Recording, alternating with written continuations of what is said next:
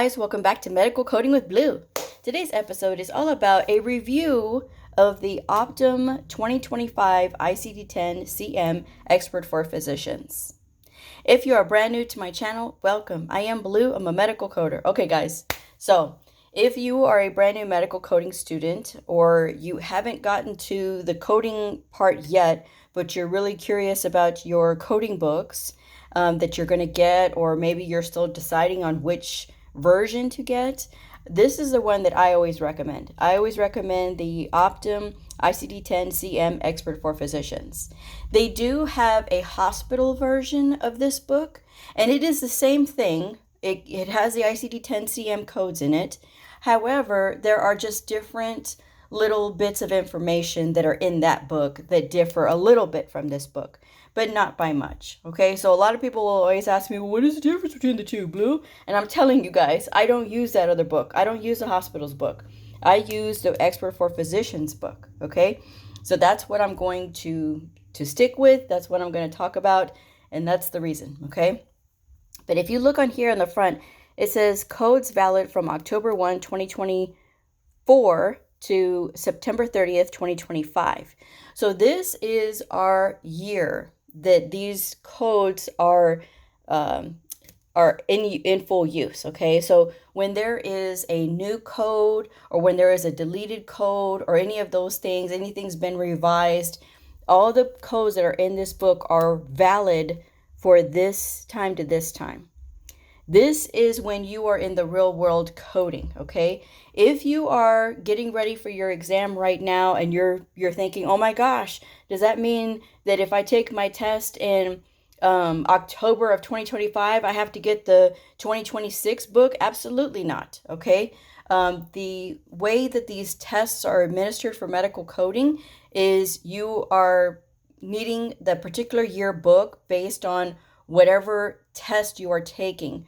So if you are taking an exam for a HEMA, for example, and it is May 1st of that year, so May 1st, 2025, for example, with the HEMA exams, the CCS, the CCA, or the CCSP, it is May 1st all the way to the end of April 2026, you will use this book, okay? But anybody taking their test up until the end of April of this year will be using the 2024 editions. And you'll know that based on when you're registering for the exam, it'll tell you what year books you need to have. So, okay, so that way you don't have to get so confused, okay?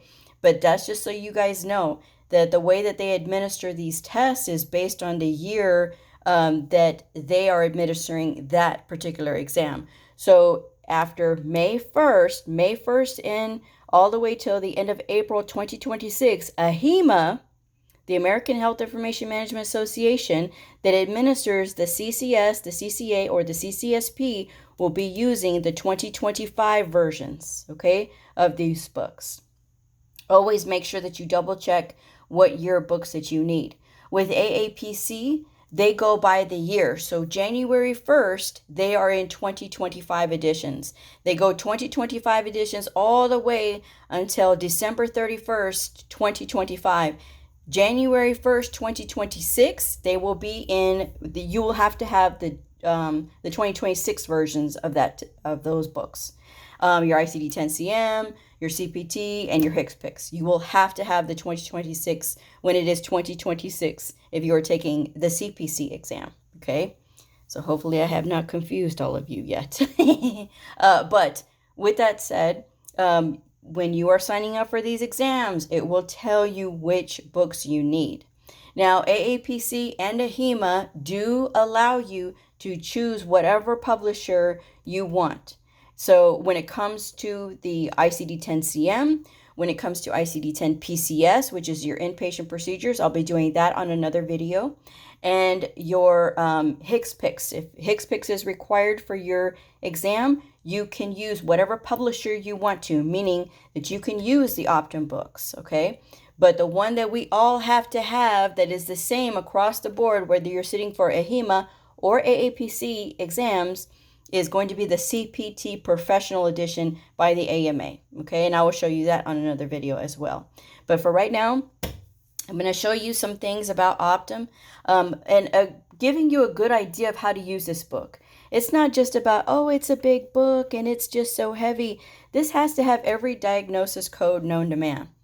So that's why it is so big like it is. This is a fact of life for us. So if you say, well, I don't like books, you're in the wrong profession, my darling, because that's what we use. We use books.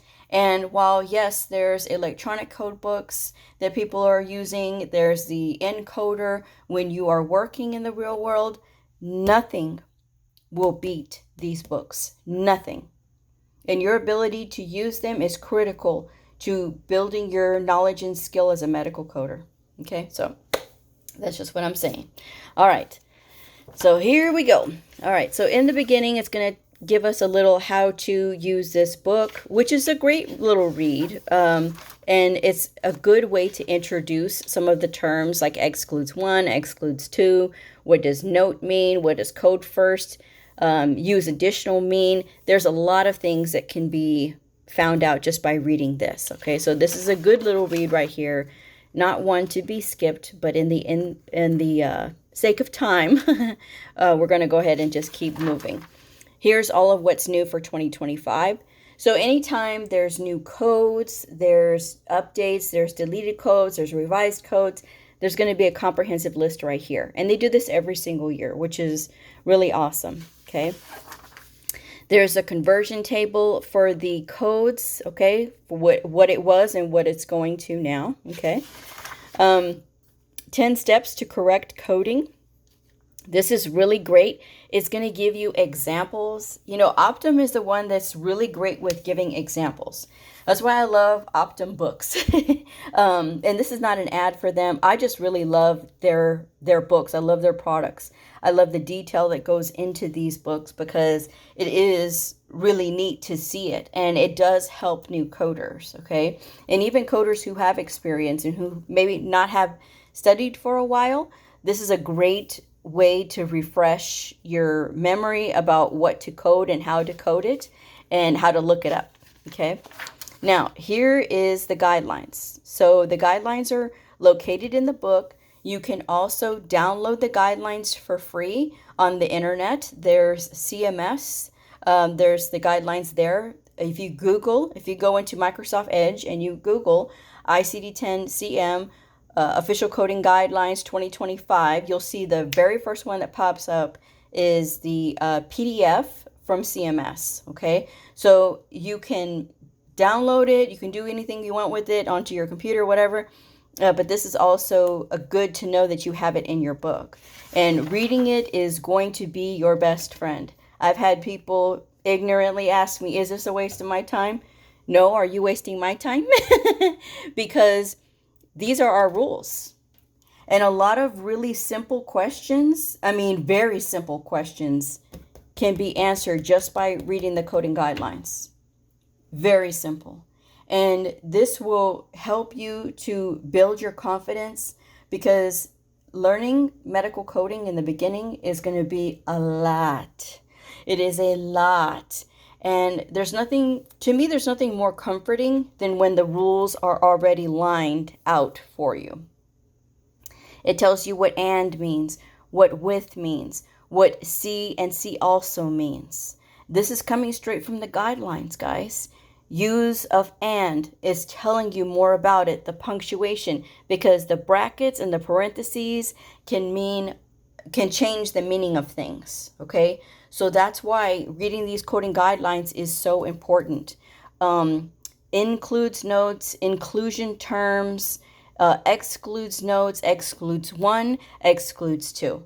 I always get that question too from time to time. What does excludes one and excludes two mean? Well, if you're reading the coding guidelines, you'll be able to find that out.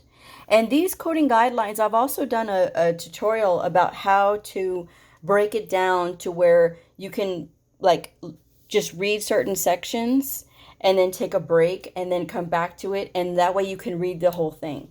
It is 36 pages, 32 pages, I think.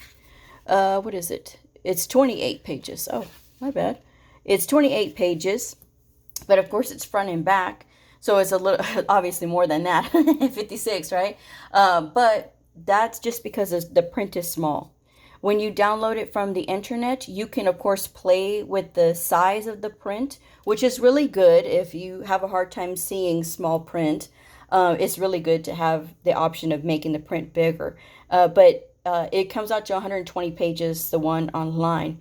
But again, it's just because of the font size. So don't let it panic you and thinking that, oh, this is, it's something more. No, it is the same thing. It is the same thing. So reading over these guidelines, I can't tell you guys how imperative this is, because this is going to separate the studiers from the non-studiers, basically. The people who are listening and who do as I advise, those are the ones who get stronger with it. I'm not about showing you guys how to do shortcuts and, doing these little process of elimination crap that's out there, because that's all it is, just crap. You are given a false sense of confidence when you feel like, oh yes, I can just process of elimination my way through the exam. Well, guess what? The real world, my people, is not multiple choice. And even though the provider may select these diagnosis codes and the procedure codes, they are not meant to be coders. We are. That's why we have jobs. So that's why I want you guys to take this stuff seriously. They don't know all of these rules. We do. And there's all of these things. It talks about sepsis and the correct sequencing of sepsis and what to do in certain situations. Read this. Read it. There's no excuse for not reading this. These are all of your chapters. They've got them all broken down. Cardio, ortho, neural. I mean, they've got everything. Mother, baby. They've got them broken down, okay? And so you see this chapter 8, which is diseases of the ear and the mastoid process. They don't have anything here because it's a very small chapter and they didn't have anything. So you can skip right on. And it says chapter 9, diseases of the circulatory system. And it tells you the range. I know you can't really see. Let's see if I can creep forward. I'm not the most techie, okay? Can I creep forward? Okay. All right. Perfect. Okay, good. I did it. Okay, so chapter 9 is diseases of the circulatory system, right? And then it tells you the range of codes. So I00 to I99. And then it starts talking about hypertension, with heart disease. It starts giving you all those breakdowns there. And it goes. And you're not supposed to memorize these, guys. It is just to help you to get a good grasp and understanding of what's happening. If you are reading the coding guidelines, your brain will have a deja vu moment. And it will tell you, hey, there's something in the guidelines. And guess what, guys? You're taking these books in there with you when you take your test. That means you have access to these guidelines. And if you know that you've been reading these coding guidelines, you know exactly where to go, that it's going to help you to answer the question or whatever it is, you're able to find it because you already know. It's the people that are neglecting this part and who think they can shortcut their way that are the ones that end up failing the test because they're crying and going on that, oh, they have test anxiety. No, it's because you didn't read the coding guidelines, love. That's why. You got to read these coding guidelines. They are so important, okay? So keep going with these guidelines. They're a very good read. Again, if you know these guidelines, just by making it a repetitious thing, okay? The key to adult education is repetition. A very wise surgeon said that to me once, and of course, I believed it because it is the truth. As adults, we've got a lot on our mind, and there are things that we need to see over and over again. And so that is here with the guidelines. Again, initial versus subsequent encounter for fractures, okay? Another thing that is really important is that injury diagnosis coding is very, very important. We have to know what doctors know while never having gone to medical school, guys. And I'm not telling y'all that so that y'all can be scared and send me messages about how worried you are. I'm telling you so that you can be prepared. No one told me that when I was first starting, that this was going to be something that you're going to have to know medical terminology and anatomy and all of these things. And because I'm a reader, that's what helped me to be successful with my journey. But a lot of people are not readers. They want things in 10 seconds or less. So that's why I want you guys to pay attention to these guidelines, because it's going to help you to understand more.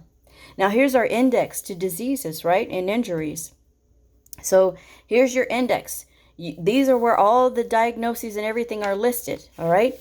So you want to just kind of flip through all of these and look and see. You just want to look at the terms, okay? That's going to help you to get familiar, because sometimes you may not always think about how would I look this up? I've always said when you are looking up something and it's multiple words, right? You want to look at the action word, right? Chronic obstructive pulmonary disease, right? Which word would you look up? Where is the action? The action is in the word disease, right? Because while all of these other things, obstructive, you may think, oh, okay, maybe obstructive, but that's really kind of describing it.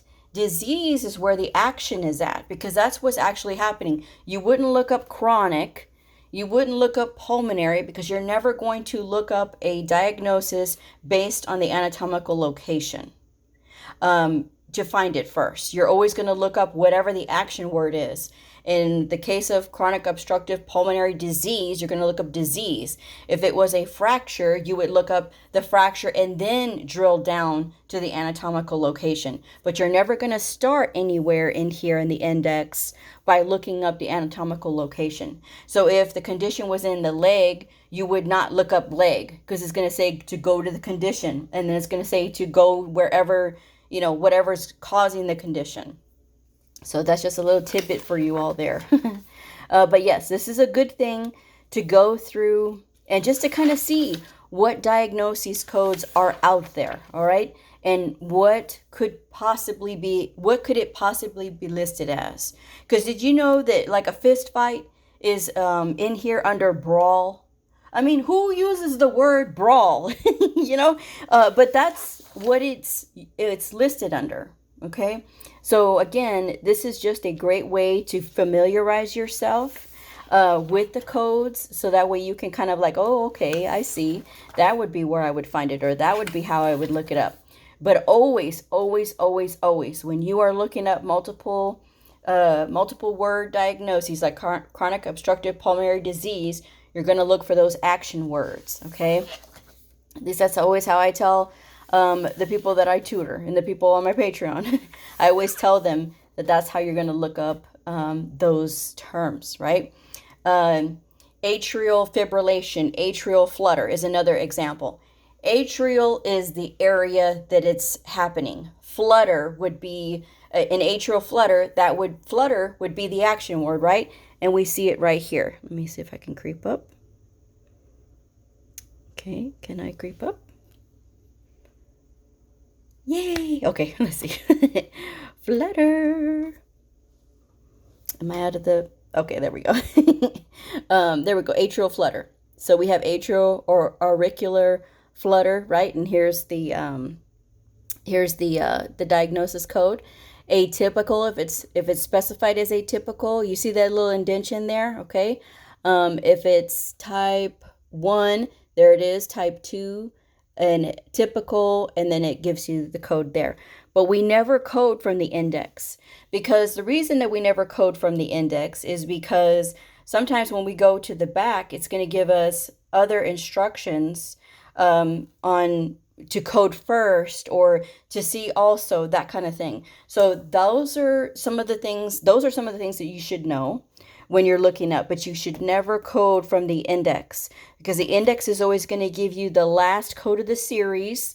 And even if it does give you an exact code there, it doesn't mean that you can just code immediately from here. You have to go back here into the tabular section to see if there's any other instructional notes, like coding something before or coding something in addition to, all right?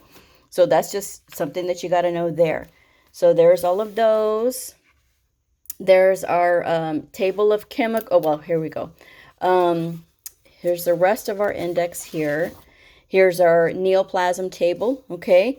And this is a whole thing into itself too, okay? Because you have your primary, your secondary, right? Malignant primary, malignant secondary, carcinoma in situ, benign, what is that? Uncertain behavior and unspecified behavior. So there's the top of the top of the list, right? And then here's all the codes for that. Okay, so that way you can look and see specifically what is the location and that kind of thing. So the neoplasm section is a great place to go through to get yourself familiarized, okay, with those types of things. So that way you know where you're going. Our chemicals table, okay, that I cannot say, but our chemicals table is right here, okay? And it talks about the different parts of what's going on there as well, okay? Our external cause codes, one of my most favorite sections. So if you code for injuries, if you're coding for the ER, or if you're coding in family practice or in ortho or in podiatry, basically anywhere, because you can have injuries in virtually any setting. So here is a good place to start looking at, just to take a weekend and just to look at the different entries that they have here. Because again, the more time you spend looking at these entries, even though you may say, oh my gosh, Blue, this is a lot, the person that is exposing their brain to all of this is not going to be as confused or lost or any of those things as a person who's not doing this. Because a person who's not doing this is going to be crying that same song about how they don't understand and no one's teaching them. I'm teaching you all now. I'm teaching you all right now that this is what you have to do to get familiar with the codes, okay? Now, by far and away, the best feature, one of the best features of the Optum book, okay? Again, this is not an ad. They don't pay me for this. I love them. And I love them because they help coders. And the tools that you have make a difference on the type of coder that you're going to be. Because if you are working with very poor tools, you're not going to have all of these extra things, all these extra bells and whistles. Look at this. Look at this. You may say, well, Blue, it just says the guidelines. Okay, so the guidelines that you saw up here in the front, they are back here in the tabular section. Here's all the tabular section, right? And these are all the chapters broken down. So they have the chapter here, the chapter-specific guidelines. But guess what? They have examples, okay? Allow me to creep forward. Okay. All right. So we see here, right? This is the first one. We see a patient is being seen for hypothyroidism and possible HIV infection, right? So here it's talking about that you code only confirmed cases. So then it's giving you that explanation there, is giving you the scenario here, it's giving you the answer to that scenario, and then it's giving you an explanation. Well, you know what you're going to do? When you are studying with this book, you are going to go through and you're going to cover up these answers and you're going to be looking up that scenario. So that you do this for every single chapter. And you see this? They've got quite a few examples here, okay? But you cover up those answers and you look up the scenario and then you see if you are on the right track. And if you can see that you're on the right track and you do very well on those questions, then you know, okay, I've got a good grasp of this particular chapter, looking things up or understanding how to sequence things. Because if you're not doing that, then how do you know what you need to work on? At least this way you can drill down to the nitty-gritty of like which chapter you should really focus on. And again, the great thing about Optum is that it's giving you definitions throughout. And yes, while some of the other publishers do that, there's also a lot of these other tip things that you'll see throughout. And then, of course, they give you really wonderful, colorful illustrations. And they give you coding tips throughout as well, like I said. It's telling you here, it's giving you some instructional notes to code first, and it's talking about all the things that you need to look at. So when you see this right here, let me creep forward on this one. Okay, let's see here without, there we go. Let's see, where are we at? Okay, here we go. You see this here where it says AHA, and then it gives you all of these 2020, and then it gives you these numbers here, letters. That is for AHA Coding Clinic. That means that there's a specific coding clinic, and a coding clinic is basically a question that has been submitted to the editors of these books, right? And what they do is they answer these questions, because some of these questions, they're not, the guidelines are not really clear, or there's something really challenging about that particular situation, that the editors will answer these questions. And when you're lost and you're kind of confused on something like that, and you have access to Coding Clinic, because of course you can subscribe to it, but if it's available through your employer, right? Because if you have the encoder, there's a good chance you have access to that. And you can read those little articles. It is a great way to get a better understanding of coding. Okay, so that's just something, and you'll see that they'll cite some of those sources throughout here. Okay, but here it goes again. Same thing with the neoplasms, and then we're having all of those. And again, if you cover those up and you look up those questions right there, and then you can see if you're on the right track. That's going to help you. And then in between, there's the guidelines. So if you want to just read a chapter of the guidelines at a time, you can certainly do that. Okay, you don't have to go in the front and read it straight every single time. You can look through there and you can read that, and that will help you. Okay, that is the best thing that you can do for yourself. Ooh, in the interest of time, I've already got to hurry up and speed this up. But yes, this is going to go all the way through the book. And that is what you have to do in order to learn this, okay? But I wanted to show you something else here in the back, is these appendixes. You know how many emails I get from folks saying, Blue, I didn't know those appendixes were back there. Well, if we're looking in the book, right, we won't have that problem. This one is the valid 3 characters, because some of these codes are 3 characters. And you may be wondering, is this supposed to be a 3 character, or is there supposed to be more to it? These are a list of the valid 3 character codes. Here's this other list that I cannot say, but it'll tell you, and you can definitely see that. That's Appendix B. Let me skip faster through here. Okay, and then here we have, if you know what it is, the code, right, for pharma, then you can see all of those ones that are there. You can see all of them that are listed there. It's going to give you all the names, and that's going to kind of help you, because for those of you who have not taken a pharma class, you're going to know, okay, that will help you. For my people that ask me all the time, Blue, I don't understand about Z codes. Z codes scare me. Fear not. My people, fear not. This is a whole list of your Z codes that are first listed. You know what I recommend? I recommend that you take a Saturday or an evening night and you look up every single one of these. You look up every single one of these codes.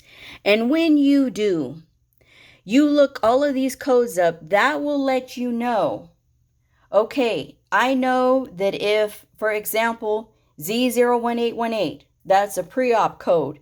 I know that if this patient is coming in for a pre-op appointment, I know that's going to be my first listed code, right? Because they're coming in for that reason. Any of these that are here are going to be your first listed codes. These are going to be the reason that somebody comes in. So to have that already in your mind, that is going to help you to learn what to do with these Z codes here. Okay, because Z codes are going to be the reason for the encounter. It's going to give us more information about what's going on with the patient. Because like sometimes for like our mothers, right, it's going to give us the weeks of gestation. It's going to give us the BMI for, for other people. It's going to give us long-term use medications and that kind of thing. But it's also going to give the reason that somebody would come in. And so in the instance of a pre-op appointment, you would know, hey, this person's coming in for a pre-op. A lesser coder who's not doing this would say, okay, the patient presents for a pre-op for a fractured leg. Okay, well then they're going to code for a fractured leg, not knowing that they need to pick up the pre-op code as well, right? The pre-op code goes first. Who's going to know that? You are going to know that. Why? Because you listened and you looked it up. So that's why I say look up all of these codes, guys, so that way you know, all right? And then Appendix E is going to talk about the HCC, the hierarchical condition category coding. I used to not be able to say that word. I would get jumbled up with it, but now I can say it. But here's all the rules and what it's for. And then it's just diagnosis. And it is basically data collection, okay? So for those of you that are all spun up about the HCC coding, that's all your information right there, okay? And here's information about the QPP program. And then here's all of the illustrations. Sorry about that. All the illustrations back here, which is a great thing to look at too, because for those of you who are like really thinking that you have to memorize everything for anatomy, there's plates back here. Why would you stress yourself out, you know? So again, that's all that's in here is all of these illustrations, which is really wonderful, okay? But yes, this is why you take your time to learn the ICD-10-CM book. You spend time with it because it's going to serve you well as a coder, okay? So that's just my advice anyway, but yes. So if this video helped you, and please guys, do me a favor, make sure that you like this video. No one will see that you like the video, okay? But I will see that you like the video, and it will give me encouragement to say, okay, well, if this is what the people are going to watch, then I'm going to do more of these videos, okay? If you liked it, you want to leave a comment, that's even better because it helps to boost in the algorithm that this is what y'all want to see. So let me know if this is what you want to see. Put it down there in the comments, like the video, subscribe if you haven't already. If this video helped you, please like, subscribe, and share, and I'll see y'all next time. Bye.